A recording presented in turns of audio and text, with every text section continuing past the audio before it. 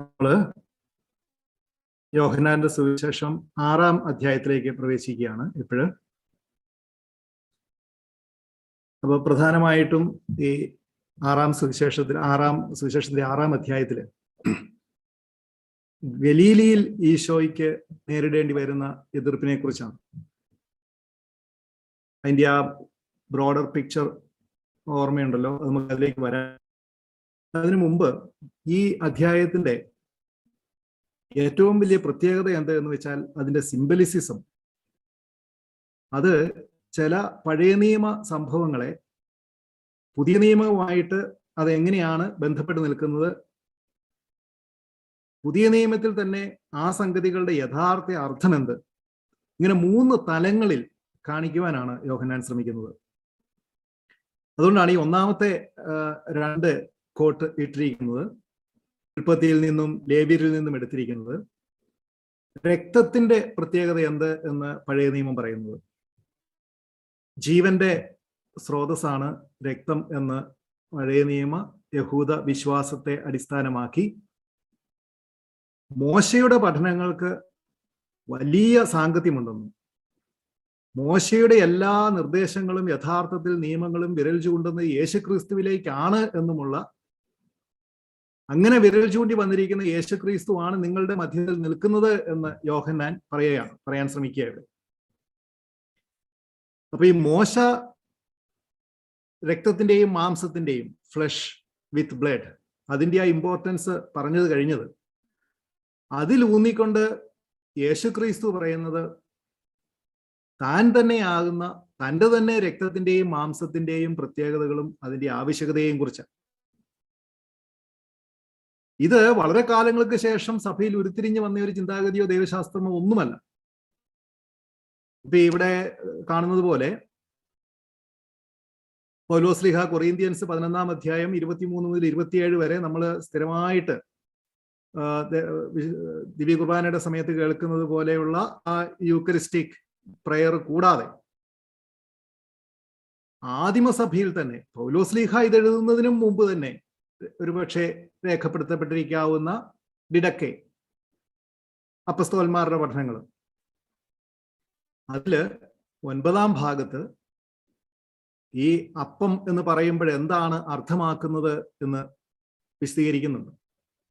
അപ്പൊ ഈ 6-ാം അധ്യായത്തിന്റെ ഒരു പ്രധാന ഭാഗം എന്ന് പറയുന്നത് ഈശോ അപ്പം വർദ്ധിപ്പിക്കുന്നതാണ്. അപ്പൊ അതുകൊണ്ട് ആ 1-ാമത്തെ ആ പാരഗ്രാഫ് ഒന്ന് നോക്കുന്നത് നല്ലതാണ്. കൺസേണിംഗ് ദ ബ്രോക്കൺ ബ്രെഡ്, ഇത് ഡിഡക്കയിൽ നിന്ന് തന്നെ എടുത്തിരിക്കുന്ന കോട്ടാണ്. We give thee thanks, O Father, for the life and knowledge which thou hast made known to us through Jesus, thy servant. To thee be glory forevermore.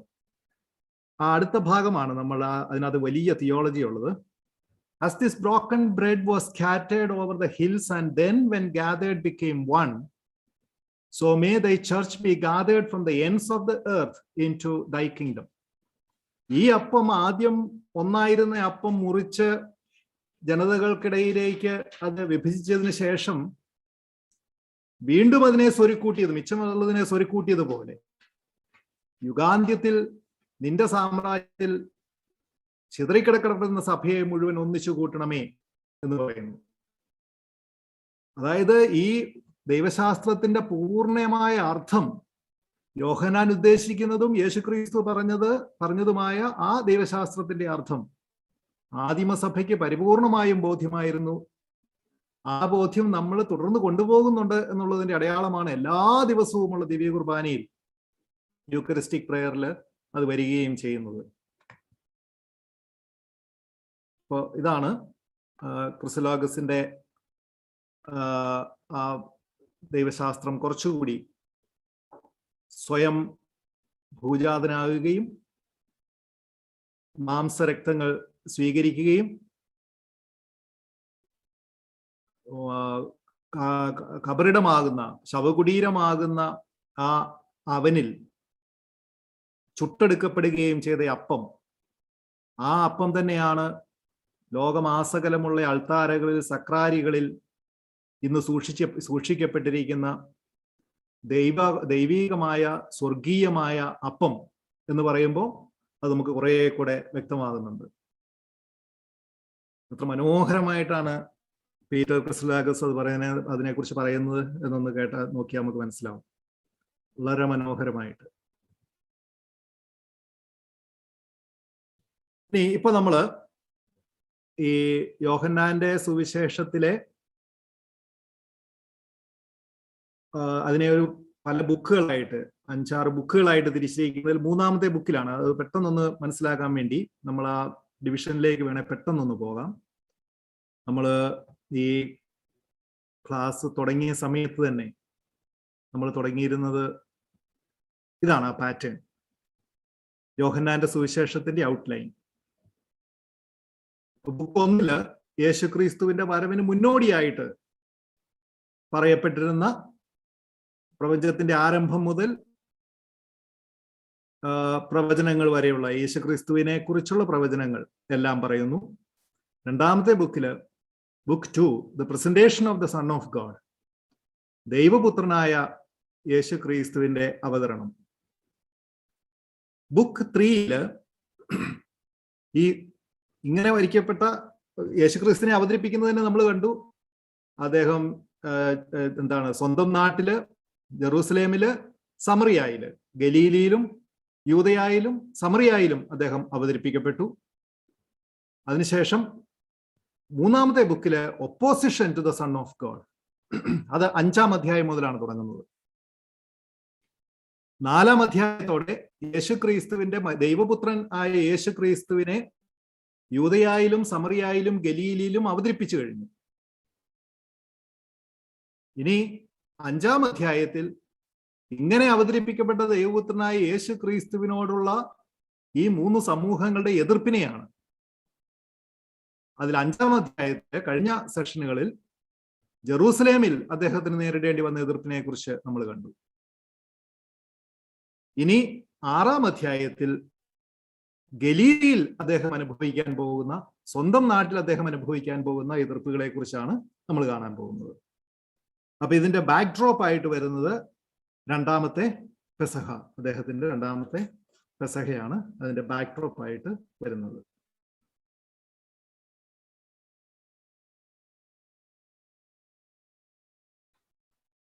ഒരു 3 പ്രധാന ഭാഗങ്ങളായിട്ട് 6-ാം അധ്യായത്തെ നമുക്ക് തിരിക്കാം. 1-ാമത്തെ ഭാഗം, 6-ാം അധ്യായത്തിന്റെ 1-ാമത്തെ ഭാഗം, ഈശോ 5000 പുരുഷന്മാർക്ക്, അതിലധികം പുരുഷന്മാർക്ക് അപ്പം വർദ്ധിപ്പിച്ചു കൊടുക്കുന്നത്. അത് 1 മുതൽ 14 വരെയുള്ള വാക്യങ്ങൾ. പിന്നെ ഒരു ഈശോയുടെ സ്ലീഹന്മാർക്ക് മാത്രം കാണപ്പെട്ട ഒരു അത്ഭുതം, അതൊരു പ്രൈവറ്റ് ഒരു റെവലേഷൻ ആയിരുന്നു, ഒരു മിറക്കിൾ ആയിരുന്നു. വെള്ളത്തിന് മേലെ നടക്കുന്നത് 15 മുതൽ 21 വരെ. യോഹന്നാൻ 7 പബ്ലിക് മിറക്കിൾസ് മാത്രമേ അദ്ദേഹത്തിന്റെ സുവിശേഷത്തിൽ കാണിക്കുന്നുള്ളൂ. അത് നമുക്കറിയാം, നമ്മൾ നേരത്തെ കണ്ടതാണ്. ഇനി നമ്മൾ ഇതിനെക്കുറിച്ച് വിശദമായിട്ട് കാണും. പിന്നെ ഈ അധ്യായത്തിന്റെ സിംഹഭാഗവും പിന്നീടുള്ള ഏതാണ്ട് 21-ാം വാക്യം മുതലുള്ള ഏതാണ്ട് 50 വാക്യങ്ങളോളം ഈശോയുടെ വളരെ സുപ്രധാനമായ ഒരു പ്രബോധനമാണ്. The bread of life discourse, ജീവന്റെ അപ്പത്തെക്കുറിച്ചുള്ള പ്രബോധനം. അതാണ് യഥാർത്ഥത്തിൽ ഇതിന്റെ കാമ്പ് എന്ന് പറയുന്നത്. ആ ജീവന്റെ അപ്പത്തെക്കുറിച്ചുള്ള പ്രബോധനത്തിന്റെ ഒരു മുന്നോടിയാണ് എന്ന് പറയാം നമ്മൾ ഇന്ന് ആദ്യമായിട്ട് പഠിക്കാൻ പോകുന്നത്. ഇപ്പൊ നമുക്ക് പ്രീവിയസ് ലെസണുമായിട്ടൊന്ന് കണക്ട് ചെയ്യാനാണെങ്കിൽ, കഴിഞ്ഞ അധ്യായത്തിൽ 5-ാം അധ്യായത്തിൽ നമ്മൾ കണ്ടത്, അത് അവസാനിപ്പിക്കുന്നതിൽ ഏറ്റവും പ്രധാനപ്പെട്ട 2 വാക്യങ്ങൾ 40-ാം വാക്യവും 47-ാം വാക്യവുമാണ്. എന്നിലേക്ക് വരുന്നതിനും അങ്ങനെ ജീവൻ ഉണ്ടാകുന്നതിനും നിങ്ങൾ തയ്യാറാകുന്നില്ല എന്ന് 40-ാം വാക്യത്തിലും, മോശ എഴുതിയത് നിങ്ങൾ വിശ്വസിക്കുന്നില്ലെങ്കിൽ പിന്നെ എങ്ങനെ ഞാൻ പറയുന്നത് നിങ്ങൾക്ക് വിശ്വസിക്കാനാവും എന്നുള്ളതും യഥാർത്ഥത്തിൽ ഈ അധ്യായത്തിൽ നടക്കാൻ പോകുന്ന കാര്യങ്ങളുടെ ഒരു ഇൻട്രൊഡക്ഷൻ ആയിരുന്നു.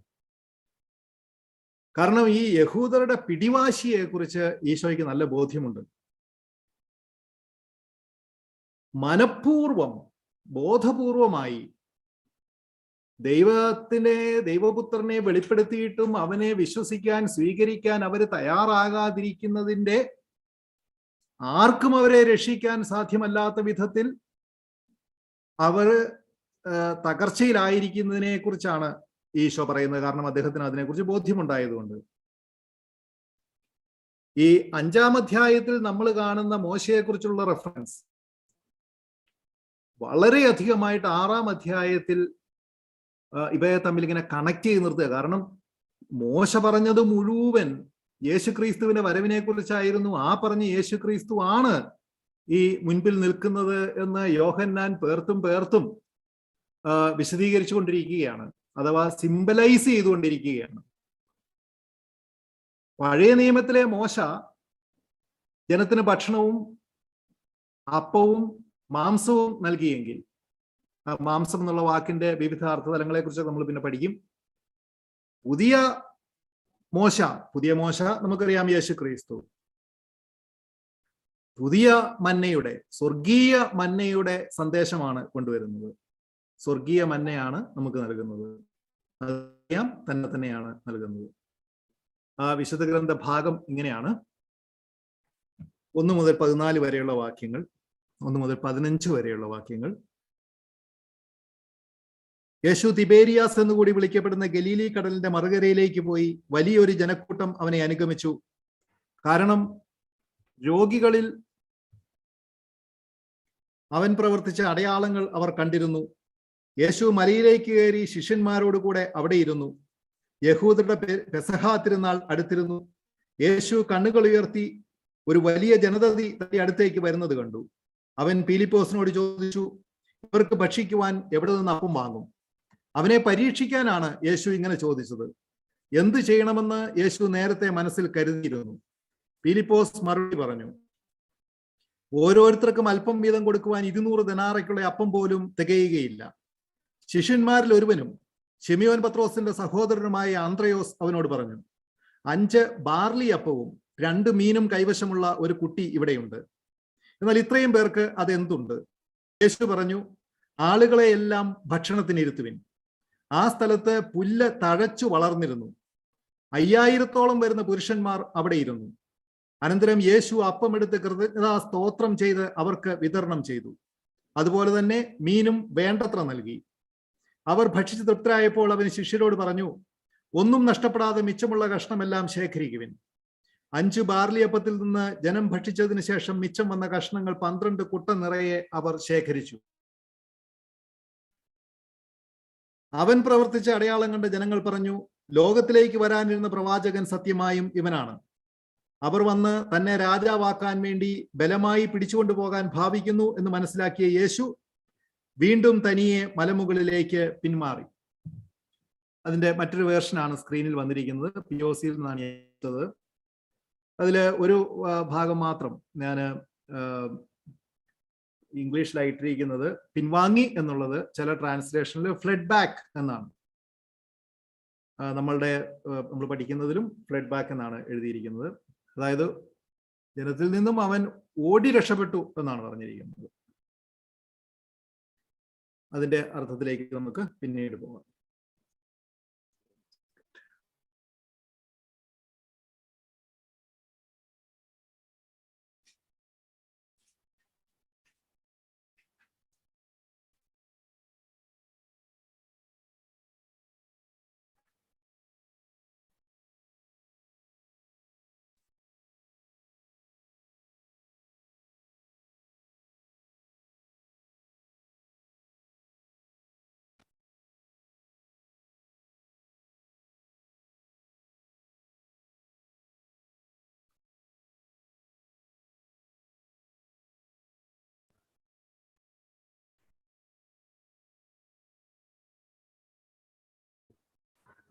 കേൾക്കുന്നില്ലല്ലോ.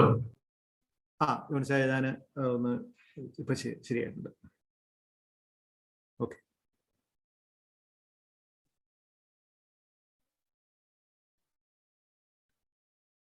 നമ്മൾ പ്രോപ്പർ ക്ലാസ്സിലേക്ക് പ്രവേശിക്കുകയാണ്. 4 സുവിശേഷങ്ങളിലും രേഖപ്പെടുത്തിയിരിക്കുന്ന 2 അത്ഭുതങ്ങളേ ഉള്ളൂ. അതിലൊന്ന് അപ്പം വർദ്ധിപ്പിക്കുന്നതും രണ്ടാമത്തേത് ഈശോയുടെ പുനരുത്ഥാനവും. അപ്പൊ ഈ 4 സുവിശേഷങ്ങളിലും ഒരേപോലെ പുനരുത്ഥാനം, ഈശോയുടെ ഉത്ഥാനം എന്ന മഹാസംഭവം 4 സുവിശേഷങ്ങളിലും ഉണ്ട് എന്ന് പറയുന്നതിൽ പ്രത്യേകിച്ച് വിശദീകരണം ആവശ്യമില്ല. അതൊഴികെ മറ്റ് എല്ലാ സുവിശേഷങ്ങളിലും പ്രസന്റ് ആയിരിക്കുന്ന ഒരൊറ്റ അത്ഭുതമേ ഉള്ളൂ എന്ന് പറഞ്ഞാൽ ആ അത്ഭുതത്തിന് 4 സുവിശേഷകരും നൽകിയിരിക്കുന്ന പ്രാധാന്യത്തെ കുറിച്ച് പിന്നെ പ്രത്യേകിച്ച് പറയേണ്ട കാര്യമില്ല. പക്ഷെ യോഹന്നാനെ സംബന്ധിച്ചിടത്തോളം നമുക്കറിയാം, യോഹന്നാനെ സംബന്ധിച്ച പഠനങ്ങളിലെ ഏറ്റവും അടിസ്ഥാനപരമായ പ്രമാണം തന്നെ യോഹന്നാനിൽ അത്ഭുതങ്ങളില്ല എന്നുള്ളതാണ്. മറ്റ് സുവിശേഷകന്മാരുടെ സുവിശേഷങ്ങളിലെല്ലാം അവൻ ചെയ്ത അത്ഭുത പ്രവൃത്തികൾ എന്ന് പറയുമ്പോൾ യോഹന്നാൻ അത്ഭുതങ്ങളെന്നോ അത്ഭുത പ്രവൃത്തികളെന്നോ പറയാറില്ല, അടയാളം എന്നാണ് പറയുക. കാരണം താൻ ആര് എന്ന് ലോകത്തിനെ വെളിപ്പെടുത്തുവാനുള്ള മാർഗമായിരുന്നു, ലോകത്തിന് വെളിപ്പെടുത്തി കൊടുത്ത അടയാളങ്ങളായിരുന്നു അവന്റെ അത്ഭുതങ്ങൾ യോഹന്നാനെ സംബന്ധിച്ചിടത്തോളം. അല്ലാതെ ഒരു അത്ഭുതം പ്രവർത്തിക്കുക എന്നുള്ള ഉദ്ദേശത്തോടു കൂടി അദ്ദേഹം ഒന്നും ചെയ്തില്ല. ഇതാണ് യോഹന്നാന്റെ കാഴ്ചപ്പാട്. ഇത് വളരെ പ്രധാനപ്പെട്ടതാണ്. അപ്പൊ യോഹന്നാനെ സംബന്ധിച്ചിടത്തോളം ഈ അപ്പം വർദ്ധിപ്പിക്കുക എന്ന് പറയുന്നത് ഒരു അത്ഭുതമല്ല, അതൊരു അടയാളമാണ്. ഈ അടയാളമാകട്ടെ യഥാർത്ഥ ജീവന്റെ അപ്പം എന്താണ് എന്നുള്ള ആ ഈശോയുടെ സ്വയം അവതരണത്തിന് ഉള്ള ഒരു ആമുഖമാണ് ഈ അപ്പം വർദ്ധിപ്പിക്കുക എന്ന് പറയുന്നത്. ഈ യഥാർത്ഥ ജീവന്റെ അപ്പം താനാണ് എന്ന് പറയുന്നത് അവിടെ നിൽക്കുന്നില്ല. അത് യേശുക്രിസ്തു സ്വശരീരത്തിൽ യൂദയായിൽ ഇസ്രയേലിൽ ജീവിച്ചിരുന്ന കാലഘട്ടത്തിൽ മാത്രം സാങ്കത്യമുള്ളതല്ല. ഇന്നും ദിവ്യ കുർബാനയിൽ അതേ രൂപത്തിൽ അതേ ശക്തിയിൽ അവിടുന്ന് സന്നിഹിതനായിരിക്കുന്നു എന്നുള്ളതുമാണ് യോഹന്നാന്റെ ആ പഠനം. അപ്പൊ ഇതാണ് നമ്മുടെ ഈ ചാപ്റ്ററിന്റെയും മറ്റ് പ്രധാനമായും ഈ ചാപ്റ്ററിന്റെ ഏറ്റവും പ്രധാനപ്പെട്ട ഭാഗം എന്ന് പറയുന്നത്. ജീവന്റെ അപ്പം എന്നതിന്റെ അർത്ഥം എന്താണ് എന്ന് യോഹന്നാന്റെ സുവിശേഷത്തില് ഭക്ഷണം സംബന്ധമായിട്ടുള്ള 2 അത്ഭുതങ്ങളാണുള്ളത്. ഒന്ന്, 2-ാം അധ്യായത്തിൽ നമ്മൾ കണ്ടു കഴിഞ്ഞ വെള്ളം വീഞ്ഞാക്കി മാറ്റിയ അത്ഭുതം. 2, ഇപ്പൊ നമ്മൾ കാണാൻ പോകുന്ന ഈ 6-ാം അധ്യായത്തിലെ അപ്പം വർദ്ധിപ്പിക്കുന്ന അത്ഭുതം. ഇങ്ങനെ 2 ഭക്ഷണവുമായി ബന്ധപ്പെട്ട 2 അത്ഭുതങ്ങളാണ് യോഹന്നാന്റെ സുവിശേഷത്തിലുള്ളത്. ഇത് രണ്ടും 2 അധ്യായങ്ങളിൽ 4 അധ്യായങ്ങളുടെ മാറ്റത്തിലാണ് നമ്മൾ കാണുന്നതെങ്കിലും അങ്ങനെയല്ല അതിനെ നമ്മൾ കാണേണ്ടത്. അത് 2ഉം കൂടി ഒന്നിച്ചു ചേർന്നാണ് കാണേണ്ടത്. കാരണം ദേ ആന്റിസിപ്പേറ്റ് ദ യൂക്കറിസ്റ്റിക് ലിറ്റർജി. ഈ വീഞ്ഞും അപ്പവും കൂടി ചേർന്ന് ആ ദിവ്യകാരുണ്യം എന്ന് പറയുന്ന ആ മഹാസംഭവത്തിലേക്ക്, ആ മഹാസംഭവം ഞാൻ പറയുന്ന അങ്ങനെ ആയി തീർന്നിരിക്കുന്ന ആ വലിയ ആ സത്യത്തിലേക്ക് നമ്മളെ കൊണ്ടുവരുന്നതാണ് ഈ 2 അത്ഭുതങ്ങളെയും കൂട്ടിച്ചേർന്ന് നമ്മൾ കാണുമ്പോൾ.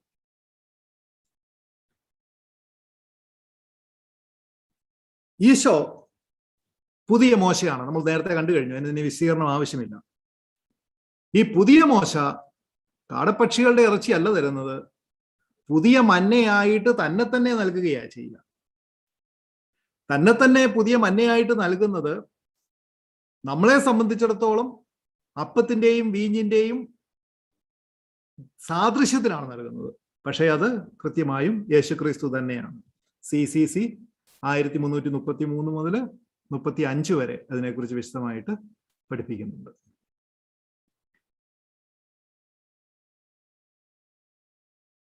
ഇനി 6:1-2. After this, Jesus crossed the Sea of Galilee or Tiberias, Sea of Tiberias. A large crowd followed him, impressed by the signs he had done in curing the sick. ഒരു യേശു തിബേരിയസ് എന്നുകൂടി വിളിക്കപ്പെടുന്ന ഗലീലി കടലിന്റെ മറുകരയിലേക്ക് പോയി. അപ്പൊ പെട്ടെന്ന് അതൊന്ന് മനസ്സിലാക്കാൻ വേണ്ടി ആ മാപ്പ് ഇട്ടിരിക്കുന്നത്, ഗ്ലീല കടൽ എന്ന് പറയുന്ന ഗലീലി എന്ന് പറയുന്ന യഥാർത്ഥത്തിൽ അതൊരു കായലാണ്. അതിന് കടല് എന്നാണ് പറയുന്നത് എങ്കിലും വിശുദ്ധ ഗ്രന്ഥത്തിൽ ഇങ്ങനെ കൂടെ വരുന്ന 2 സംജ്ഞകളാണ് കടല്, മല എന്ന് പറയുന്നത്. മലയെക്കുറിച്ച് നമ്മൾ ഇനിയും കാണും. കുന്നുകൾക്ക് മല എന്ന് പറയുകയും കായലിന് കടൽ എന്ന് പറയുകയും ചെയ്യുന്നതിന് വലിയ അർത്ഥതലങ്ങളുണ്ട് ഇവിടെ. അപ്പൊ ഈ ഇസ്രയേലിനെ മൊത്തമായിട്ട് നമ്മൾ എടുക്കുകയാണെങ്കിൽ ഇസ്രയേലിന്റെ വടക്ക് ഭാഗത്ത് വരുന്ന ഈ തടാകം, ഈ കായല്, അതാണ് ഈ സർക്കിളിനുള്ളിൽ കാണുന്നത്, സീ ഓഫ് ഗലീലി എന്ന് പറയുന്നത്. അതിന് പല പേരുകളുണ്ട്. മറ്റൊരു പേര് ടൈബേറിയാസ് തടാകമെന്നും ടൈബേറിയാസ് കടലെന്നും പറയുന്നു. അതിന് കാരണം AD 20 ഹെറോദ് അന്തിപ്പാസ് അന്നത്തെ ചക്രവർത്തിയായിരുന്ന ടൈബേറിയസിന്റെ ബഹുമാനാർത്ഥം അവിടെ ഒരു നഗരം സ്ഥാപിച്ചു, ഈ ഗലീലി തടാകത്തിന്റെ കരയിൽ. എന്നിട്ട് ആ നഗരത്തിന് ടൈബേറിയസ് എന്ന് പേരിട്ടു, തിബേരിയാസ് എന്ന് ലത്തീനിൽ പറയുന്നത്. അങ്ങനെ ആ നഗരത്തോട് ചേർന്ന് കിടക്കുന്ന കായലിനും ടൈബേരിയാസ് തടാകം എന്നും പേര് വന്നു, യഹൂദരുടെ റോമാക്കാരുടെ ഇടയിലെങ്കിലും. അപ്പൊ അതുകൊണ്ടാണ് ഈ റോമൻ പേരും കൂടി ടൈബേരിയാസ് കടലെന്നും കൂടി പറയുന്ന ഗലീലി കടലിൽ എന്ന് മറുകരയിൽ, അതിന്റെ മറുകരയിലേക്ക് പോയി എന്ന് പറയുന്നത്. ഈ ഹെറോദ് അന്തിപ്പാസ് നമുക്കറിയാം, മഹാനായ ഹെറോദ് എന്ന് പറയുന്ന യേശുക്രിസ്തു ജനിച്ച സമയത്ത് ജീവിച്ചിരുന്ന ചക്രവർത്തി അല്ല എന്ന് നമുക്കറിയാലോ. അദ്ദേഹം AD 4 മരിച്ചു. നമ്മൾ ആ ചരിത്രം കണ്ടതാണ്. AD 4 അദ്ദേഹം മരിച്ചു. പിന്നീട് രാജ്യം 3 വിഭജിച്ചതിൽ ഗലീലിയുടെ ടെട്രാക്കായിരുന്ന ഹെറോദ് അന്തിപ്പാസ്, അദ്ദേഹത്തിന്റെ പുത്രനായ ഹെറോദ് അന്തിപ്പാസ്, അദ്ദേഹമാണ് ഈ നഗരം സ്ഥാപിച്ചത്. കെട്ടിടം പണിയിൽ വളരെ സമർത്ഥനായിരുന്നു ഇദ്ദേഹത്തിന്റെ പിതാവായ ഹെറോദ് എന്ന് നമുക്കറിയാം. അതുകൊണ്ട് ചിലപ്പോൾ നമ്മൾ കൺഫ്യൂസ്ഡ് ആകാൻ സാധ്യതയുണ്ട്. അതുകൊണ്ടാണ് ഞാൻ എടുത്തു പറഞ്ഞത്. ഗലീലി തടാകത്തിന് ടൈബേറിയാസ് എന്ന് കൂടാതെ ഗനേസറത്ത് തടാകം എന്നും ഒരു പേരുണ്ട്. കാരണം ഹെബ്രായ ഭാഷയിലെ കിന്നേസറത്ത് എന്നതിൽ നിന്നാണ് അത് വന്നിരിക്കുന്നത്. അതിന് അർത്ഥം പടിഞ്ഞാറൻ പ്രദേശങ്ങൾ എന്നാണ്. അപ്പൊ പടിഞ്ഞാറൻ പ്രദേശത്തിന്റെ പേര് കെന്നേസറത്ത് എന്നായതുകൊണ്ട് ആ പടിഞ്ഞാറൻ പ്രദേശങ്ങളുടെ ബാക്ക്ഗ്രൗണ്ടിൽ നിന്ന് നോക്കുമ്പോൾ ഈ തടാകത്തിന്, ഇതേ തടാകത്തിന് തന്നെ ഗന്നേസറത്ത് തടാകമെന്നും പേര് വരുന്നു. അത്രയേ ഉള്ളൂ അതിന്റെ അർത്ഥം. ഇപ്പോഴത്തെ നമ്മുടെ ഒരു മാപ്പ് വെച്ചിട്ട് ഗൂഗിൾ മാപ്പിൽ നോക്കുകയാണെങ്കിൽ ഇങ്ങനെയാണ് ആ സ്ഥലം നമ്മൾ കാണുക. അപ്പോൾ ഈശോ ഈ പറഞ്ഞ കാര്യങ്ങൾ നടക്കുന്നത് എവിടെയെന്ന് മനസ്സിലാക്കാൻ വേണ്ടിയാണ് ഈ മാപ്പ് ഞാൻ എടുത്തിട്ടിരിക്കുന്നത്. ഈ 16-ാം വാക്യത്തിൽ നമുക്ക് മനസ്സിലാകുന്നുണ്ട്, നമ്മൾ പഠിക്കാൻ പോകുന്ന 16-ാം വാക്യത്തിൽ നമുക്ക് മനസ്സിലാകുന്നുണ്ട് ഈ കാര്യങ്ങൾ സംഭവിച്ചത് across the Sea of Galilee on the opposite shore from Capernaum. അപ്പൊ ഇവിടെയാണ് ഈ നസ്രത്ത് എന്ന് പറയുന്ന, ഇവിടെയാണ് യേശുക്രിസ്തു ജനിച്ചത്. ടൈബേറിയാസ് എന്ന് പറയുന്ന നഗരം ഹെറോദ് അന്തിപ്പാത്ര ഉണ്ടാക്കിയത് ഇവിടെയാണ്. അതായത് അതിന്റെ പടിഞ്ഞാറൻ തീരത്ത്, ഗലീലി കടലിന്റെ പടിഞ്ഞാറൻ തീരത്ത്. കഫർനാം എന്ന് പറയുന്നത് ഗലീലി തടാകത്തിന്റെ വടക്ക് ഭാഗത്താണ്. അതിന്റെ നേരെ എതിർ സൈഡിലായിരുന്നു കഫർനാമിന്റെ നേരെ എതിർ സൈഡിലാണ് ഈ സംഭവങ്ങൾ നടന്നത് എന്ന് പറയുമ്പോൾ നേരെ തെക്ക് ഭാഗത്ത്, ഇന്ന് ഡെക്കാപോളിസ് എന്ന് പറയാവുന്ന, എന്നല്ല ഗ്രീക്കുകാരുടെ കാലഘട്ടത്തിൽ ഡെക്കാപോളിസ് എന്ന് വിളിച്ചിരുന്ന ആ ഭാഗത്തായിരിക്കാം നടന്നിരുന്നത് എന്ന് നമ്മൾ കരുതുന്നു. അപ്പൊ ഈ പിങ്ക് നിറത്തിൽ കാണുന്ന ദേശത്തായിരിക്കാം ഇപ്പൊ നമ്മൾ കാണാൻ പോകുന്ന കാര്യങ്ങൾ നടന്നിട്ടുണ്ടാകുക. ഇനി യേശുക്രിസ്തുവിനെ കാണാനായിട്ട് പുരുഷാരം വന്നു എന്ന് പറയുന്നതിൽ വലിയ അത്ഭുതമൊന്നുമില്ല. കാരണം അദ്ദേഹത്തിന്റെ സുവിശേഷം തന്നെ പറയുന്നതനുസരിച്ച് അദ്ദേഹത്തിന്റെ രോഗശാന്തികളും മറ്റ് അത്ഭുതങ്ങളും കണ്ടിട്ട് ജനക്കൂട്ടം വരാതിരിക്കുക എന്നുള്ളത് അസാധ്യമായിരുന്നു. ജനക്കൂട്ടത്തെ ഒഴിവാക്കാൻ പോലും സാധ്യമായിരുന്നില്ല എന്നുള്ള അവസ്ഥയിലേക്ക് മാറി. നേരത്തെ നമ്മൾ പറഞ്ഞതുപോലെ വിശുദ്ധ യോഹന്നാൻ 7 പരസ്യ അടയാളങ്ങൾ എന്ന് യോഹന്നാൻ പറയുമ്പോൾ മറ്റ് സുവിശേഷകന്മാർ അത്ഭുതങ്ങൾ എന്ന് പറയുന്നത് ആണ് രേഖപ്പെടുത്തിയിരിക്കുന്നത്. എന്നാൽ യോഹന്നാൻ തന്നെ 2-ാം വാക്യത്തിലും 20-ാം അധ്യായത്തിനും 30-ാം വാക്യത്തിലെ 21-ാം അധ്യായത്തിന്റെ 25-ാം വാക്യത്തിലും പറയുന്നുണ്ട് ഈ അത്ഭുതങ്ങൾ മാത്രമല്ല യേശുക്രിസ്തു ചെയ്തത്, അനേകം അത്ഭുതങ്ങൾ ചെയ്തിട്ടുണ്ട്. അതെല്ലാം രേഖപ്പെടുത്താൻ നിന്നാൽ പുസ്തകങ്ങൾ തന്നെ മതിയാകുമായിരുന്നില്ല എന്ന് അദ്ദേഹം പറയുന്നുണ്ട്. അതുകൊണ്ട് യോഹന്നാൻ വളരെ ചിട്ടയോടും ബോധ്യത്തോടും പ്രത്യേക ഉദ്ദേശങ്ങളോടും കൂടെ അദ്ദേഹം ചെയ്ത, യേശുക്രിസ്തു ചെയ്ത പ്രധാനപ്പെട്ട 7 അത്ഭുതങ്ങളെ മാത്രം എടുത്തു വെച്ചിരിക്കുന്നത് യോഹന്നാന്റെ അനന്യമായ ആ സിംബളിസത്തിന്റെ ഒരു പ്രത്യേകതയും കൂടി ആയിട്ടാണ് നമ്മൾ കാണേണ്ടത്. യേശുക്രിസ്തു ചെയ്ത എല്ലാ അത്ഭുതങ്ങളുടെയും റെപ്രസെന്റേറ്റീവായിട്ട് അവയുടെ പ്രാതിനിധ്യം കാണിക്കുന്ന 7 അത്ഭുതങ്ങളുണ്ട്. ഈ 7 അത്ഭുതങ്ങളാകട്ടെ മശിഹ ആയ യേശു ക്രിസ്തുവിന്റെ ആ രഹസ്യാത്മകതയെ വെളിപ്പെടുത്താൻ വേണ്ടിയായിരുന്നു. ഇതുകൂടാതെ ഒരു പ്രൈവറ്റ് സൈൻ, അതായത് ഈശോയുടെ ശിഷ്യന്മാർ മാത്രം സാക്ഷ്യം വഹിച്ച ഒരത്ഭുതം, അത് വെള്ളത്തിന് മേലെ നടക്കുന്നതാണ്, ഗലീല കടലിന്റെ മേലെ നടക്കുന്നതാണ്. അതും നമ്മൾ ഈ അധ്യായത്തിലാണ് കാണുന്നത്. മൂന്നാം വാക്യം, 3-4 വാക്യങ്ങൾ, Jesus climb the hill side and sat down there with his disciples. The time of the Jewish Passover was near. Literal ആയിട്ടുള്ള ഗ്രീക്ക് ട്രാൻസ്ലേഷൻ ഈ ഹിൽ സൈഡ് എന്നല്ല, യഥാർത്ഥത്തിൽ മൗണ്ടൻ എന്നാണ്. ഈ അധ്യായത്തിലും യോഹന്നാന്റെ സുവിശേഷത്തിൽ പൂർണ്ണമായും ഈ മൗണ്ടൻ എന്ന് പറയുന്നതിന് വലിയ അർത്ഥതലമുണ്ട്. യോഹന്നാൻ എപ്പോഴും നിങ്ങളുടെ മനസ്സിൽ ഈ ഒരു യോഹന്നാന്റെ സുവിശേഷം പഠിക്കുന്ന സമയത്ത് നമ്മുടെ എല്ലാവരുടെയും മനസ്സിലുണ്ടാകേണ്ട ഒരു ചിന്ത, യോഹന്നാന്റെ സുവിശേഷം സിംബലിസം കൊണ്ട് നിറഞ്ഞിരിക്കുന്നതാണ്. നമ്മൾ നമ്പറുകളെ കുറിച്ചൊക്കെ കാണാൻ പോവുകയാണ്. അപ്പൊ എന്തുകൊണ്ടാണ് ഈ മൗണ്ടൻ എന്ന്, ഒരു കുന്നിനെ എന്തുകൊണ്ടാണ് മൗണ്ടൻ എന്ന് വിളിക്കുന്നത്? നമ്മൾ ഈ കണ്ട ഇപ്പൊ നമ്മൾ അതിന്റെ മാപ്പ് കണ്ടു, ആ ഭാഗത്തൊന്നും മൗണ്ടൻസ് ഇല്ല, അവിടെയെല്ലാം കുന്നുകളാണുള്ളത്. അപ്പൊ അതുകൊണ്ട് ഇപ്പോഴത്തെ മോഡേൺ ട്രാൻസ്ലേറ്റേഴ്സ്, ബൈബിൾ ട്രാൻസ്ലേറ്റേഴ്സ് ആ ടോപ്പോഗ്രഫിയെ കുറിച്ച് പഠിച്ചതിന് ശേഷം അവിടെ ആ ലിറ്ററൽ ട്രാൻസ്ലേഷനായ മൗണ്ടൻ എന്നുള്ളതിന് പകരം മല എന്നുള്ളതിന് പർവ്വതങ്ങൾ എന്നതിന് പകരം കുന്നുകൾ എന്നാക്കി മാറ്റിയിരിക്കുന്നുണ്ട്. കാരണം അവർ ടോപ്പോഗ്രഫി നോക്കിയിട്ട് അങ്ങനെ പറഞ്ഞിരിക്കുന്നുണ്ട്. എന്നാല് സുവിശേഷന്മാർ എപ്പോഴും മൗണ്ടൻ എന്നാണ് പറഞ്ഞിരിക്കുന്നത്. മാത്രമല്ല ദ മൗണ്ടൻ എന്ന് പറയും എപ്പോഴും. ദ എന്ന് നമുക്കറിയാലോ, അതൊരു സ്പെസിഫിക് മൗണ്ടനെ കുറിച്ചാണ് പറയുന്നത് എന്നറിയാലോ. കാരണം അതിന് വലിയ ദൈവശാസ്ത്രപരമായ മാനങ്ങളുണ്ട്. കാരണം എന്താണ്?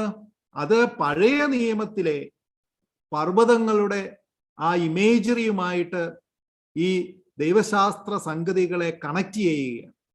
കാരണം പഴയ നിയമങ്ങളിൽ അടിയുറച്ച് ജീവിതം നയിച്ചു വരുന്ന യഹൂദരെ സംബന്ധിച്ചിടത്തോളം അവർക്ക് ഇതിന്റെ ഈ അടയാളങ്ങളുടെ സാങ്കത്യം അല്പം പോലും നഷ്ടപ്പെടാൻ പാടില്ല എന്നുള്ളത് കൊണ്ട് തന്നെ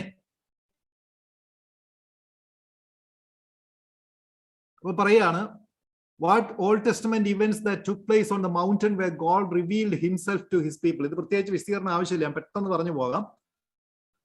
ഒരു 5-6 പ്രധാനപ്പെട്ട മൗണ്ടൻ ബാക്ക്ഗ്രൗണ്ടില്, പർവ്വതങ്ങളുടെ ബാക്ക്ഗ്രൗണ്ടിൽ നടന്നിരിക്കുന്ന ദൈവശാസ്ത്ര സംഭവങ്ങൾ അഥവാ ദൈവിക വെളിപ്പെടുത്തലുകൾ ഏതാണ് എന്ന് നമ്മൾ കാണുക. ഒന്ന് ഈ ഏദനില്. ഏദനൊരു പർവ്വതമാണോ എന്ന് ചോദിച്ചാൽ ഏദനൊരു പർവ്വതമാണ് എന്ന് വേണം പറയാൻ. കാരണം അതിൽ തന്നെ പറയുന്നുണ്ട്, the river that flawed out of Eden was divided into 4 എന്ന് പറയുമ്പോൾ നദിക്ക് താഴേക്ക് ഒഴുകാൻ പറ്റുള്ളൂ എന്ന് പറയുന്നത്. ഇനി അത് കൂടാതെ അതിനെക്കുറിച്ച് ഞാൻ പിന്നീട് സമയം കിട്ടിയാൽ വിശദീകരിച്ചു കൊള്ളാം. ഏദനും ജെറൂസലേമും ഒക്കെ ആയിട്ടുള്ള, മോറിയായും ഒക്കെ ആയിട്ടുള്ള ബന്ധം. അപ്പോ ഒന്നാമത്തെ ഈഡൻ എന്നുള്ളത് ഹോളി മൗണ്ടൻ ഓഫ് ഗോഡ് എന്നാണ്. Signifies God's choice of mountains as sites of his redemptive acts and revelations. വളരെ പ്രധാനപ്പെട്ട, ദൈവം തന്നെ വെളിപ്പെടുത്തുന്നത് എല്ലായ്പ്പോഴും പഴയ നിയമത്തിൽ നമ്മൾ നോക്കിയാൽ മനസ്സിലാകും, അതൊന്നും സമതലങ്ങളിൽ വെച്ചായിരുന്നില്ല, പർവ്വതങ്ങളിൽ വെച്ചായിരുന്നു. രണ്ടാമത്തെ പ്രധാന ദൈവശാസ്ത്ര സംഭവം മൗണ്ട് മോറിയാമല. അവിടെ അബ്രാഹാം ഇസഹാക്കിനെ ബലി കൊടുത്തത്. ഇതേ മോറിയായിലാണ് ദാവീദിന്റെ ദർശനത്തിൽ ദാവീദ് വാളൂരി പിടിച്ചു നിൽക്കുന്ന മാലാഖ നിൽക്കുന്നത് കാണുന്നത്. ഇതേ മോറിയായാണ് ദാവീദ് ജബൂസ്യരുടെ കയ്യിൽ നിന്നും പിടിച്ചെടുത്ത് ജെറൂസലേം നഗരമാക്കി മാറ്റിയത്. ഇതേ മോറിയായിലാണ് സോളമൻ ആദ്യമായിട്ട് ഏക സത്യ ദൈവത്തിന് ആദ്യമായി ദേവാലയം പണിതത്. മോറിയായുടെ പ്രത്യേകതകളെ കുറിച്ച് ഇനിയും കൊണ്ട് പറയാൻ, അത് നമുക്ക് തീർച്ചയായും അറിയാം. യേശുക്രിസ്തുവിന്റെ ജീവിതത്തിൽ തന്നെ സംഭവിക്കാൻ പോകുന്ന കാര്യങ്ങൾ. മൂന്നാമത്തേത് ഹോറബ് അല്ലെങ്കിൽ സീനായി. ഇവിടെയാണ് ഇതുവരെ മോശയ്ക്ക് മാത്രം ലഭിച്ചിരുന്ന ദർശനം, ആ ദർശനത്തിന്റെ സാന്നിധ്യം, അതിന്റെ ശക്തി ജനത്തിനും ബോധ്യപ്പെട്ടത്. ഇവിടെയാണ് ദൈവം നിയമം നൽകിയത്. നിയമമാകട്ടെ വരാനിരിക്കുന്ന യേശു ക്രിസ്തുവിലേക്ക് കൈചൂണ്ടിയതായിരുന്നു. ഇതേ ഹോറേബിൽ വെച്ചാണ്, ഇതേ സീനായിൽ വെച്ചിട്ടാണ് ഏലിയ പ്രവാചകന് ദൈവത്തിന്റെ അവതരണം ലഭിക്കുന്നത്. നാലാമത്തെ കർമ്മലമല. ഹെബ്രായ ഭാഷയിൽ കാർമൽ എന്ന് പറഞ്ഞാൽ കൃഷിയിടം എന്നാണ്. ഈ എലിയായിക്ക് വിജാതീയരായ പുരോഹിതന്മാരുടെ മേൽ അദ്ദേഹം വിജയം ഭരിച്ചു കൊടുത്ത് പിശാചിന്റെ അടിമത്തത്തിലായിരുന്ന, പിശാചിന്റെ പിന്നാലെ പോയിരുന്ന ജനങ്ങളെ വീണ്ടും തിരികെ തന്നിലേക്ക് തന്നെ കൊണ്ടുവന്ന സ്ഥലമാണ് ഹോറേബ്.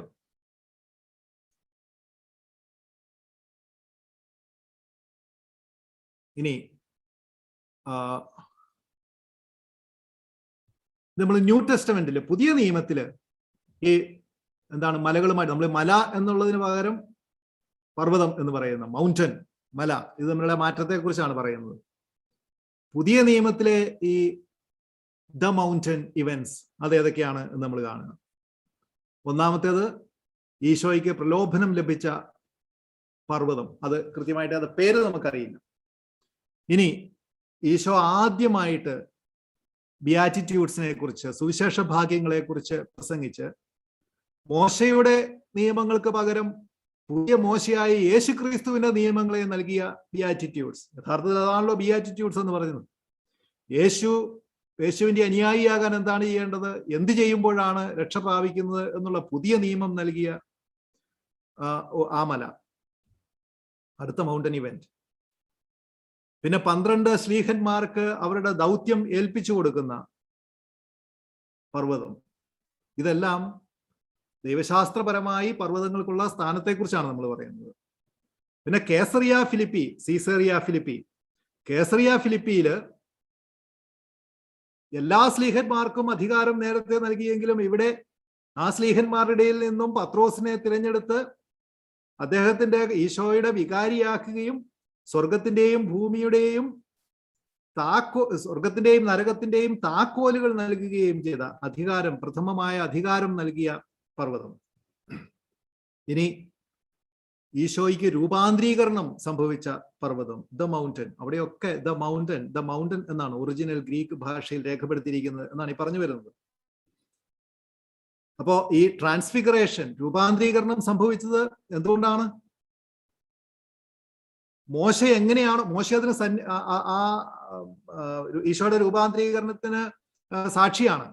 മോശയെ സംബന്ധിച്ചിടത്തോളം മോശയെ അവിടെ അവതരിപ്പിക്കുന്നതിന് കാരണം എന്ത് എന്ന് വെച്ച് കഴിഞ്ഞാൽ, സീനായി മലയിൽ വെച്ച് മോശ ദൈവത്തിന്റെ ആ മഹാസാന്നിധ്യം കണ്ടതുപോലെ അത്ര തന്നെ തീക്ഷ്ണമായ യേശുക്രിസ്തുവിന്റെ ദൈവഭാവത്തിന്റെ വെളിപ്പെടുത്തലിന് സാക്ഷിയായി അവന്റെ മുമ്പിൽ ആചരിച്ചുകൊണ്ട് ഇവൻ തന്നെയാണ് ദൈവം എന്ന് ലോകത്തിന് വെളിപ്പെടുത്താൻ വേണ്ടിയാണ് ആ ട്രാൻസ്ഫിഗറേഷൻ നടന്നത്. നമ്മൾ നേരത്തെ മോറിയായെ കുറിച്ച് നമ്മൾ കണ്ടു. മോറിയായുടെ 2-3 പ്രത്യേകതകൾ കണ്ടു. ഇതാ മോറിയായുടെ അടുത്ത പ്രത്യേകത. മോറിയ എന്ന് പറയുന്നത് ജെറൂസലേമാണെന്ന് നമുക്കറിയാം. അവിടെ ഈശോ ദേവാലയം ശുദ്ധീകരിക്കുന്നു. അങ്ങനെ പഴയ നിയമത്തിന്റെ ആ കെട്ടുപാടിലുള്ള ജനത്തെ തന്നിലേക്ക് കൊണ്ടുവരാൻ ശ്രമിക്കുന്നു. 7-മത്തേത് മൗണ്ട് ഓഫ് ഒലിവ്. ഈ മൗണ്ട് ഓഫ് ഒലിവിൽ നിന്നാണ് ഈശോ ഇസ്രയേൽ ജനത്തിന് വിധി പറയുന്നത്. ഈ മൗണ്ട് ഓഫ് ഒലിവിൽ വെച്ച് തന്നെയാണ് അദ്ദേഹത്തിന്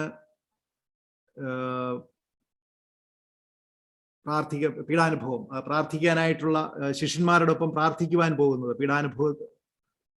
ഗെത്സമേൻ തോട്ടത്തിലെ പീഡാനുഭവത്തിന് തൊട്ടു മുമ്പ് അവര് ഒലിവ് മലയിലേക്ക് കയറിപ്പോയത്. ഇതേ ഒലിവ് മലയിൽ നിന്നാണ് ഉത്ഥാനത്തിന് 40-ാം നാൾ യേശുക്രിസ്തു സ്വർഗാരോഹണം ചെയ്തത്. ഇപ്പൊ നമുക്ക് ഈ പർവ്വതങ്ങൾ എന്നതിന്റെ സിംബോളിസം, ഇത്രയും നേരം നമ്മൾ സംസാരിച്ചത് പർവ്വതം എന്ന് എന്തുകൊണ്ടാണ് യഥാർത്ഥത്തിൽ ടോപ്പോഗ്രഫിക്കലി വെറും ഒരു കുന്നു മാത്രമായിരിക്കുന്ന തൈബേരിയാസിനെ കുറിച്ച് പറയുന്നത് എന്നുള്ളതാണ് പറഞ്ഞത്. അപ്പോൾ യോഹന്നാനെ സംബന്ധിച്ച് നമുക്കറിയാം, യോഹന്നാൻ അനാവശ്യമായിട്ട് ഒരു വാക്കും ഉപയോഗിക്കുന്നില്ല. അദ്ദേഹം ഉപയോഗിക്കുന്ന വാക്കുകൾക്കൊക്കെ വലിയ അർത്ഥതലങ്ങളുണ്ട്. ഈ അർത്ഥതലങ്ങൾ മനസ്സിലാക്കാതെ യോഹന്നാന്റെ സുവിശേഷം വായിച്ചു പോയാൽ അതിന്റെ യഥാർത്ഥമായ ആഴങ്ങൾ മനസ്സിലാക്കുക സാധ്യമല്ല. ഒരുപക്ഷെ യോഹന്നാന്റെ സുവിശേഷത്തിൽ ഏറ്റവും നിരുപദ്രവകരമെന്ന് നിരുപദ്രവകരം ഞാൻ പറയുന്നത് ഏറ്റവും സിംബളിസം കുറവ് എന്ന് പ്രത്യക്ഷത്തിൽ തോന്നാവുന്ന അധ്യായമാണ് 6-ാം അധ്യായം. ആ അധ്യായത്തിൽ യഥാർത്ഥത്തിൽ നമ്മൾ ഒരുപക്ഷെ ഇതുവരെയും ശ്രദ്ധിച്ചിട്ടില്ലാത്ത ധാരാളം അർത്ഥതലങ്ങളുണ്ട് എന്ന് നമ്മൾ പഠിച്ചു പോകുമ്പോൾ നമുക്ക് മനസ്സിലാവും. ഹെബ്രായ ലേഖനം 12:22 ഒന്ന് റെഫർ ചെയ്തിരിക്കുകയാണ്. Just as Moses brought the children of Israel to God's holy mountain Sinai, now Christ has brought new covenant people to God's holy mountain. സീനായി മലയിലേക്ക് ഇസ്രായേൽ ജനത്തെ മോശ കൊണ്ടുവന്നതുപോലെ ഇന്ന് ക്രിസ്തു പുതിയ നിയമത്തിലെ പുതിയ നിയമ ജനത്തെ, പുതിയ ഉടമ്പടിയുടെ ജനത്തെ ദൈവത്തിന്റെ വിശുദ്ധഗിരിയിലേക്ക് കൊണ്ടുവരികയാണ്. അപ്പൊ ഈ ദൈവത്തിന്റെ വിശുദ്ധഗിരി എന്ന് പറയുന്നത് ഏതാണ്? ഒരു ഭൂമിശാസ്ത്രപരമായ ഒരു സ്ഥലത്തുള്ള ഒരു നഗരമാണോ? അല്ല. സെന്റ് അഗസ്റ്റിനൊക്കെ അതിനെക്കുറിച്ച് പഠിപ്പിച്ചിട്ടുള്ളത് നമ്മൾ പലപ്പോഴും കേട്ടിട്ടുള്ളതാണ്. എന്താണ് ദൈവത്തിന്റെ വിശുദ്ധഗിരി എന്ന് പറയുന്നത്? സഭയാണ് ദൈവത്തിന്റെ വിശുദ്ധഗിരി എന്ന് പറയുന്നത്. അണിഞ്ഞൊരുങ്ങിയ വധുവിനെ പോലെ സ്വർഗത്തിൽ നിന്നും ഇറങ്ങി വരുന്നത് ദൈവത്തിന്റെ സഭയാണ്. അപ്പൊ ഈ പുതിയ സഭയിലേക്ക്, പുതിയ സഭയാകുന്ന പുതിയ ദൈവത്തിന്റെ വിശുദ്ധഗിരിയിലേക്ക് കർത്താവ് മനുഷ്യരെ ആനയിക്കുകയാണ്. അപ്പൊ യുഗാന്ത്യത്തിൽ സംഭവിക്കാൻ പോകുന്നത് എന്ത്? ഐസയ്യാ 2:2 പറയുന്നു. ദൈവത്തിന്റെ വിശുദ്ധഗിരിയിൽ സകലരും ഒത്തുകൂട്ടപ്പെടും എന്ന് പറയുന്നത് ദൈവത്തിന്റെ സഭയിൽ സകലരും ഒത്തുചേർക്കപ്പെടും എന്ന് പറയുന്നതാണ്. ദൈവം വാഗ്ദാനം ചെയ്തിരിക്കുന്ന ആ നാൾ എന്നാണ് വരിക? It will come when God's kingdom, his holy mountain, will fill the whole earth, just as God's original dominion filled the whole earth before the fall. The new Adam has restored God's full dominion. ആദിപാപത്തിന്റെ പതനത്തിന് മുമ്പ് ദൈവത്തിന്റെ കൃപ സർവ സൃഷ്ട പ്രപഞ്ചത്തിന്റെയും മേൽ നിറഞ്ഞു നിന്നിരുന്ന അതേ അവസ്ഥയിൽ യുഗാന്ത്യത്തിൽ ക്രിസ്തുവിന്റെ സഭയിലൂടെ സകല ലോകവും വിശുദ്ധീകരിക്കപ്പെടുകയും സകല ലോകത്തിന്റെയും മേൽ അതേ കൃപ എങ്ങനെയാണോ പതനത്തിന് മുമ്പ് കൃപ നിറഞ്ഞു നിന്നിരുന്നത് അതുപോലെ തന്നെ നിറയുകയും ചെയ്യും. അതിന് കാരണമാകുന്നത് യേശുക്രിസ്തുവിന്റെ ബലിയാണ്.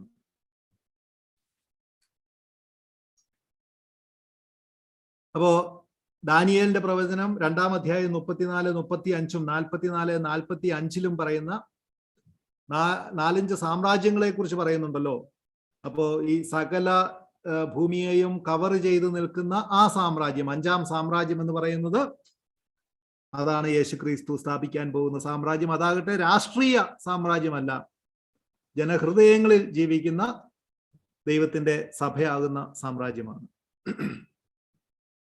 ഇപ്പൊ അടുത്ത വാചകം 4-ാം വാക്യം ഭൂമിശാസ്ത്രത്തിൽ നിന്നും നമ്മൾ ചരിത്രത്തിലേക്ക് മാറുകയാണ്. സമയം, ക്രോണോളജി പറയുക നമുക്ക്.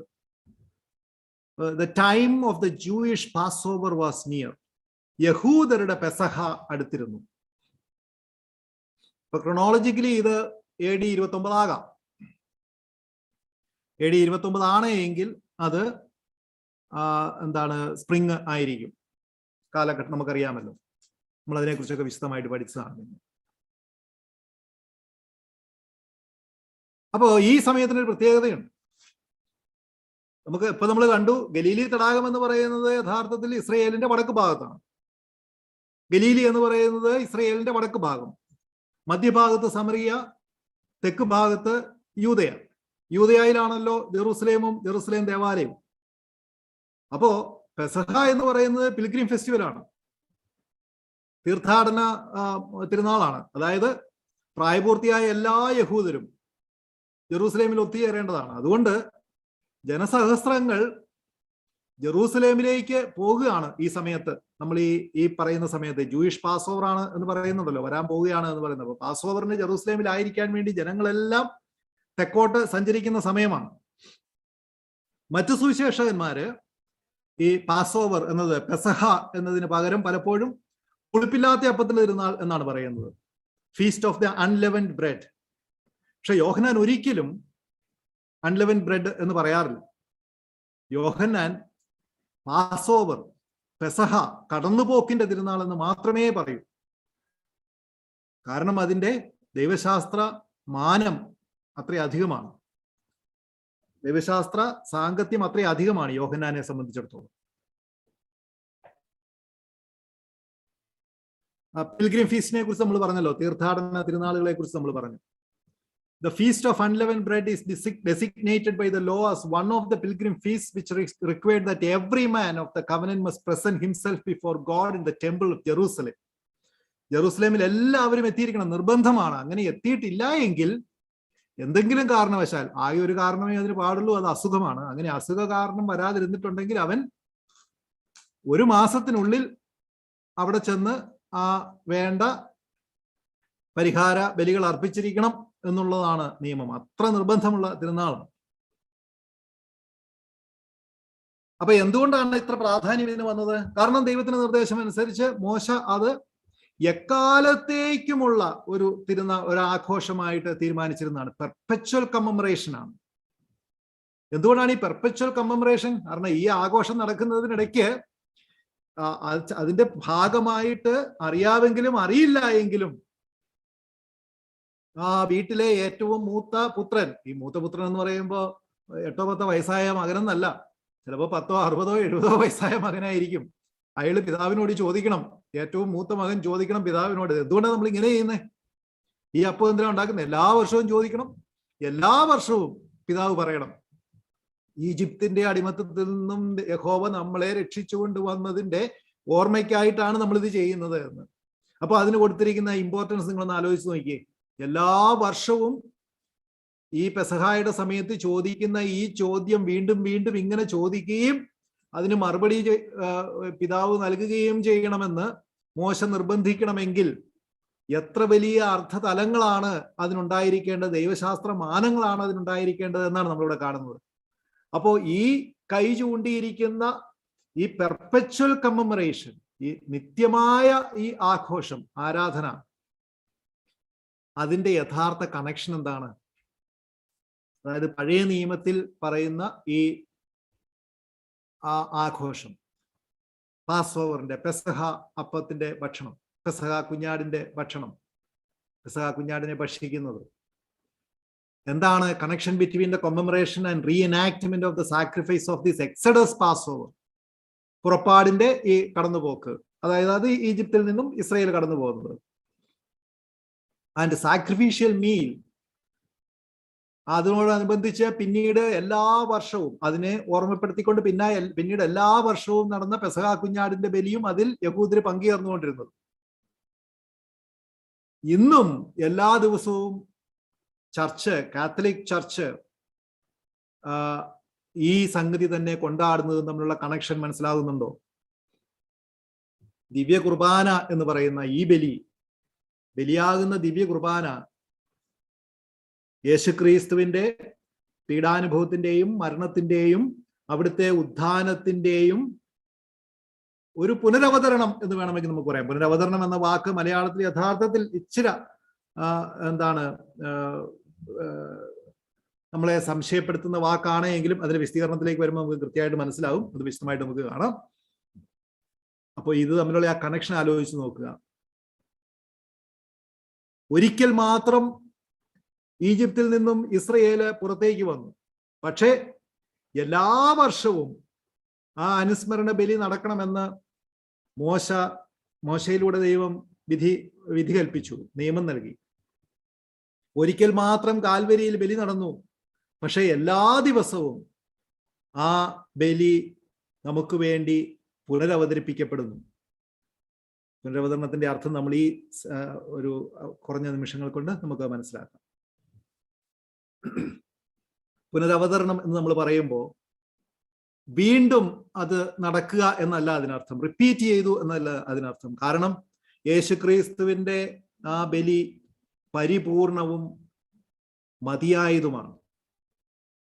കുഞ്ഞാടുകളുടെ ബലി പോലെ അല്ല അത്.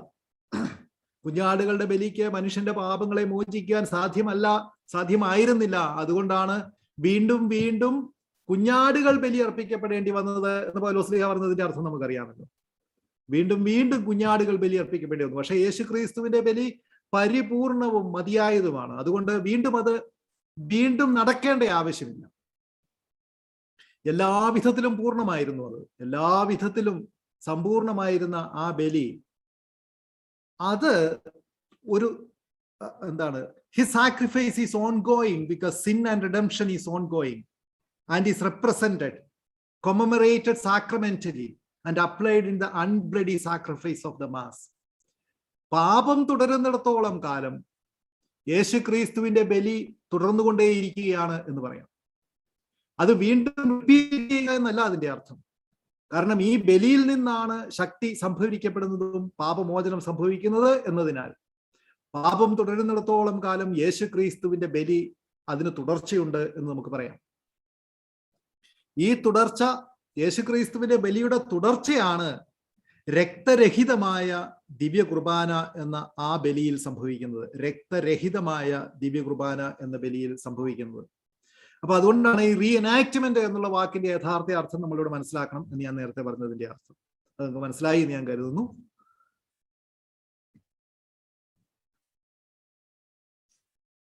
ഇനി ഇസ്രയേൽ ജനം എല്ലാ വർഷവും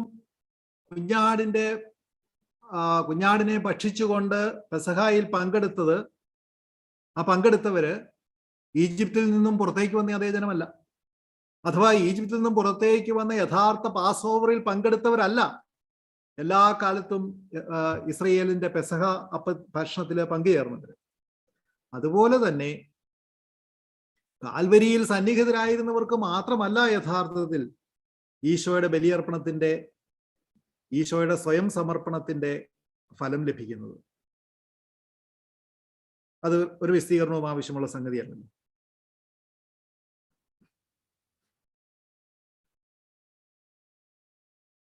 ഈ ഒരു ഭാഗം ഞാനൊന്ന് വായിക്കാം.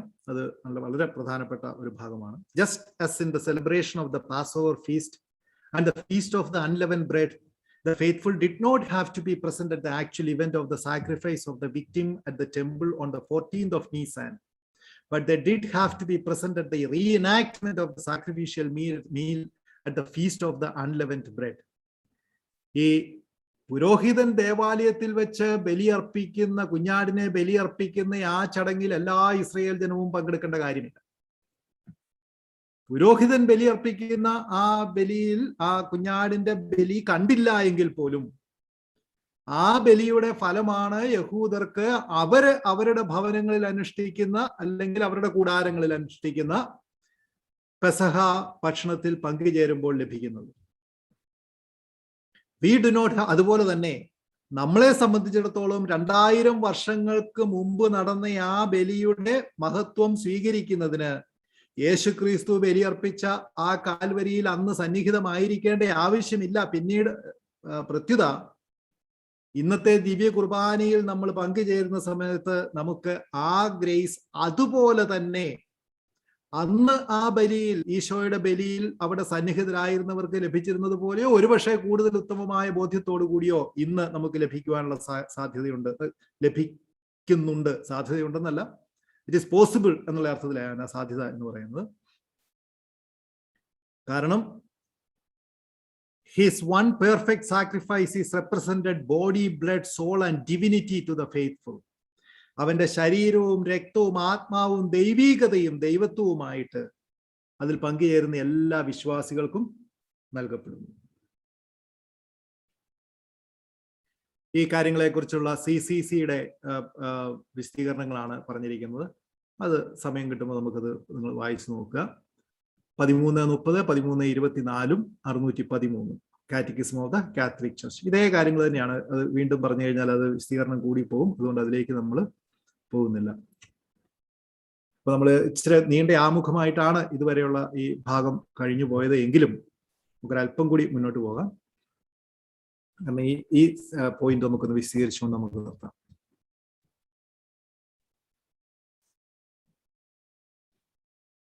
ഇപ്പൊ പെസഹ കുഞ്ഞാടിന്റെയോ പെസഹ ആടിന്റെയോ ബലിയർപ്പണം, ഒന്നാമത്തെ ആ പാസ് ഓവറിൽ ബലിയർപ്പണം നടന്നതിന്റെ അതേ റെപ്രസെന്റേഷൻ ആണ് സാക്രിഫൈസിൽ നമ്മളിപ്പോ കാണുന്നത് എന്ന് നമ്മൾ കണ്ടു. അപ്പോ മോശയുടെ നിയമം വളരെ കൃത്യമാണ്. നീസാൻ മാസത്തിന്റെ 14-ാം ദിവസം ഒരു കുടുംബമോ അല്ലെങ്കിൽ ഒരു കുടുംബത്തിൽ ഒരു ആടിനെ തിന്നുവാൻ മാത്രം ആൾക്കാരില്ലെങ്കിൽ അതിന് എത്ര ആളെ വേണം അത്രയും പേര് ഒന്നിച്ചുകൂടി, 10-12 പേര് ഒന്നിച്ചുകൂടിയാണ് കുഞ്ഞാടിനെ ബലിയർപ്പിക്കുകയും അത് 14-ാം ദിവസം മാസത്തിന്റെ നീസാൻ മാസത്തിന്റെ 14-ാം ദിവസം അബീബ് എന്നും കൂടി പറയുന്ന നീസാൻ മാസത്തിന്റെ 14-ാം ദിവസമാണ്, വൈകുന്നേരമാണ് ഈ കുഞ്ഞാടിനെ കൊന്ന് ചിട്ടാപൂർവമുള്ള എന്താണ് അപ്പം ഭക്ഷിക്കാനായിട്ട് തയ്യാറാകേണ്ടത്. പക്ഷെ ഭക്ഷിക്കുന്നത് എന്നാണ് 15-ാം തീയതി. കാരണം നമുക്കറിയാമല്ലോ, യഹൂദരെ സംബന്ധിച്ചിടത്തോളം ദിവസം തുടങ്ങുന്നത് സന്ധ്യയ്ക്കാണ്. അപ്പൊ കുഞ്ഞാടിനെ ഒരുക്കിക്കൊണ്ട് വരുന്നത് 14-ാം തീയതിയാണ്, കുഞ്ഞാടിനെ യഥാർത്ഥത്തിൽ ഭക്ഷിക്കുന്നത് 15-ാം തീയതിയാണ്. which sundown became the 15th and the first day of the feast of unleavened bread. അപ്പൊ ഇന്ന് ആ ദിവസത്തെ 15-ാം തീയതിയാണ് യഥാർത്ഥത്തില് പുളിപ്പില്ലാത്ത അപ്പത്തിന്റെ തിരുനാളിന്റെ 1-ാം ദിവസം ആരംഭിക്കുന്നത്. അപ്പൊ അപ്പോഴാണ് ഈ സാക്രമെന്റൽ ആയിട്ടുള്ള, ലിറ്റർജിക്കൽ ആയിട്ടുള്ള, സാക്രമെന്റൽ എന്ന് പറഞ്ഞാല് ബലിയർപ്പിച്ച് കൂദാശാപരമായിട്ടുള്ള, ബലിയർപ്പണപരമായിട്ടുള്ള ഈ മാംസം ഭക്ഷിക്കുന്നത്. പെസഹ കുഞ്ഞാടിന്റെ ഭക്ഷണം, മാംസം എന്ന് പറയുന്നത് സാധാരണ മാംസമല്ല എന്ന് നമുക്കറിയാമല്ലോ. കഴിക്കേണ്ട രീതികളെ കുറിച്ച് വരെ വളരെ വ്യക്തമായ നിർദ്ദേശങ്ങൾ നൽകിയിട്ടുണ്ട്. അപ്പോൾ ഈ സിംബോളിക്, എപ്പോഴും ആ സിംബോളിക് ഫുഡായിട്ട് വേണം ഇതിനെ കാണാൻ. പെസഹ ഭക്ഷണം എന്നുള്ളത് സിംബോളിക് ആയിട്ട് തന്നെ വേണം നമ്മൾ കാണാൻ. എന്തുകൊണ്ടാണ് ഈ കൃത്യമായിട്ടും യോഹന്നാൻ ഈ പെസഹ ഭക്ഷണത്തെ കുറിച്ച് ഇവിടെ സൂചിപ്പിക്കുന്നത്?